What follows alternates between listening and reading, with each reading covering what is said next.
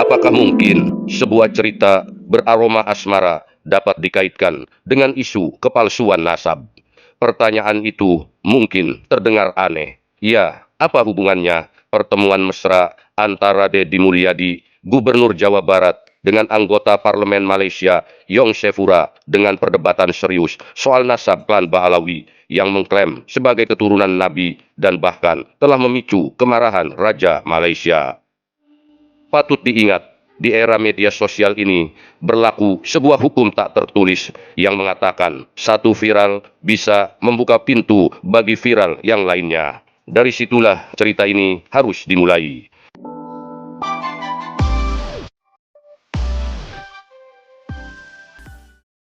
Assalamualaikum warahmatullahi wabarakatuh. Beberapa hari terakhir, publik Indonesia dan Malaysia disatukan oleh satu viral yang terasa ringan. Interaksi KDM dan Yong Shefura, kemesraan mereka beredar luas di media sosial. Senyum, gestur, percakapan hangat, semuanya ditonton. Netizen di kedua negara ini menjadi baper. Mereka tak hanya menganggap kemesraan kedua tokoh ini sebagai simbol kedekatan dua bangsa serumpun. Mereka berharap hubungan ini berlanjut ke jenjang yang lebih serius, pernikahan. Cerita mesra pasangan janda dan duda ini pastinya akan membuat dunia politik terasa lebih manusiawi.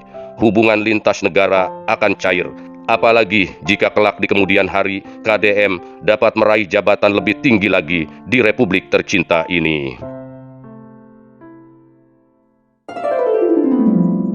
Kita tinggalkan sejenak harapan itu. Mari kita kembali ke ruang digital yang sama. Viralnya pertemuan mesra antara KDM dan Rara membuka pintu bagi sesuatu yang jauh lebih panas. Bukan lagi soal asmara, lalu soal apa lagi? Mari kita ingat jejak KDM. Saat diskursus nasab meledak, dia adalah figur yang tidak netral. Dia membawa sejarah sekaligus membuka konflik bahwa KDM lah satu-satunya pemimpin daerah yang menyatakan sikap tegas terhadap klan Ba'alawi. Publik tentu belum melupakan bagaimana saat masih menjabat sebagai Bupati Purwakarta, KDM terlibat perseteruan keras dengan Rizik Syihab perihal salam khas Sunda Sampurasun yang diplesetkan oleh Rizik Syihab menjadi campur racun. Bahar bin Smith adalah Ba'alawi berikutnya yang sangat memusuhi KDM. Kita simak jejak digitalnya. Kenapa Jokowi aja saya sebut apalagi Deddy? Saya nggak ada urusan, saya nggak ada urusan, nggak ada urusan saya. Iblis saya makan kok. Deddy lagi. Dengar-dengar mau nyalon gubernur dia. Mau nyalon dia ya, dengar-dengar. Kalau dia sampai jadi gubernur, kemarin Purwakarta jadi kota kemusyrikan. Kalau dia sampai jadi gubernur Jawa Barat, maka Jawa Barat akan dia bikin jadi daerah yang penuh dengan kemusyrikan, saudara. Konflik itu bukan sekedar adu kata, tapi benturan tentang otoritas agama. Setelah terpilih sebagai Gubernur Jawa Barat, KDM justru semakin tegas. Dalam satu pernyataan yang viral dan mengguncang tanah Pasundan, ia berkata, "Masjid adalah rumah Allah, bukan panggung bagi kebohongan."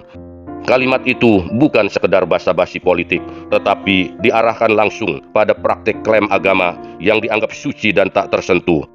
KDM melanjutkan ujarannya, siapapun yang memalsukan nasab Nabi, siapapun yang berdiri di mimbar dengan dusta di bibirnya, tak boleh menodai kesucian tempat ini. Statement KDM tersebut jelas menusuk jantung klan Ba'alawi. Bagi sebagian orang, itu adalah keberanian. Bagi sebagian yang lainnya, itu adalah garis konflik yang semakin nyata antara KDM dengan kalangan habaib. Sebagai aksi nyata, tak lama kemudian, KDM mengambil langkah nyata. Ia melarang para Habib Ba'alawi menjadi khotib Jumat di masjid-masjid yang berada dalam kewenangan pemerintah Jawa Barat. Ini bukan lagi wacana, ini kebijakan, dan sejak saat itu, isu kepalsuan nasab Ba'alawi naik kelas dari perdebatan media sosial menjadi persoalan otoritas seorang gubernur. Di titik inilah viralnya kedekatan KDM dengan Yongsefura menjadi relevan dan memanaskan kembali memori warganet pada ketegasan KDM dalam menentang klaim kesucian nasab klan Ba'alawi. Karena di Malaysia pada waktu yang bersamaan polemik nasab juga sedang memanas. Haji Haskira. Sekarang orang ini melarikan diri. Orang berkuar-kuar di dalam TikTok mendakwa Sultan di Malaysia keturunan Ba'alawi. Sekarang sedang dicari. Nombor telefon dia pun dia sudah mati kan. Selepas polis hubungi dia sebab benda ini melibatkan kedaulatan para sultan yang senang-senang para habib, para pengikut dia kata, oh ini sultan di Malaysia di keturunan Ba'alawi. Kepala bapak kau, sekarang polis buka kes kenapa lari? Lari nombor telefon dia cuba tuan kontak nombor dia tak boleh dihubungi dah, langsung tak boleh dihubungi. Ini bukan Indonesia. Di Indonesia kau boleh cakap apa suka kau tiap tanpa tindakan. Di Malaysia ingat kerajaan di sini dilindungi. Dalam video itu, Baginda Sultan Ibrahim memerintahkan polis di Raja Malaysia menangkap individu dari klan Ba'alawi yang mengaku-ngaku bahwa keluarga di Raja Malaysia berasal dari klan mereka. Ini bukan sekedar bantahan, ini perintah langsung dari Raja. Bagi Malaysia, klaim seperti itu bukan semata isu agama. Ia telah menyentuh jantung negara dan legitimasi dinasti. Di negeri ini, raja adalah pelindung agama. Menyentuh raja berarti menyentuh fondasi konstitusi. Maka reaksi publik pun meledak. Netizen Malaysia gaduh. Ada yang mengejek klaim Ba'alawi, ada yang kebingungan karena selama ini hanya mengenal Habib sebagai keturunan Rasulullah tanpa pernah membayangkan klaim sejauh itu. Dan ada pula yang berkata dengan lugas, ini macam isu dekat Indonesia, sekarang sampai sini pula. Diskursus yang dipelopori ulama Indonesia, Kiai Haji Imaduddin Usman Al-Bantani tentang kejanggalan silsilah Ba'alawi, ketiadaan verifikasi ilmiah, dan tokoh-tokoh misterius dalam rantai nasab telah lama beredar. Dari Indonesia, isu ini telah menyeberang ke Malaysia lewat media sosial. Dan ketika ruang publik Indonesia dan Malaysia sedang terbuka lebar oleh viral kemesraan antara KDM dan Yongsefura, isu itu pun menemukan momentumnya. Viral beraroma sepasang insan yang jatuh cinta bukan penyebab utama, namun itu adalah pemantik ingatan publik. Publik Indonesia teringat konflik KDM dengan Ba'alawi, sedangkan publik Malaysia teringat pada kemarahan raja terhadap klaim Ba'alawi. Dua memori kolektif bertemu di satu titik yang sama, penolakan terhadap klaim nasab yang dianggap palsu dan berbahaya. Di Jawa Barat, KDM berkata mimbar tak boleh menjadi panggung dusta, sedangkan di Malaysia, Sultan Ibrahim berkata klaim semacam itu tak boleh menyentuh institusi raja.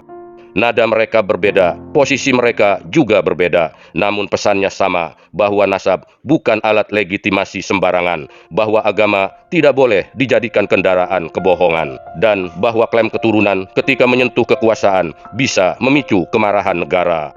Netizen Malaysia kini mulai menggugat. Mereka bertanya, apakah semua klaim keturunan harus diterima tanpa bukti? Apakah gelar-gelar agama perlu diverifikasi?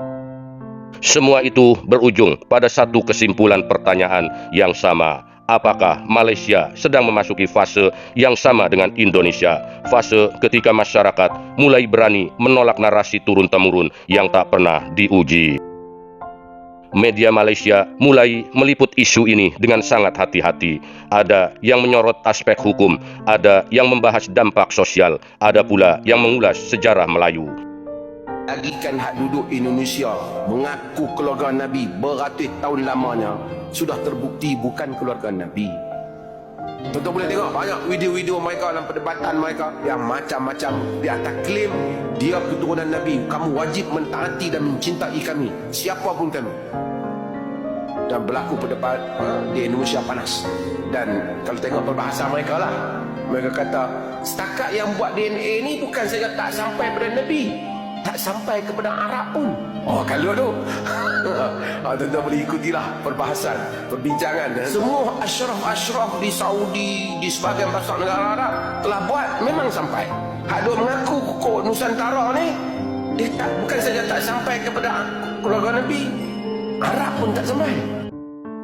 Satu hal jelas, isu ini telah menjadi perbincangan nasional.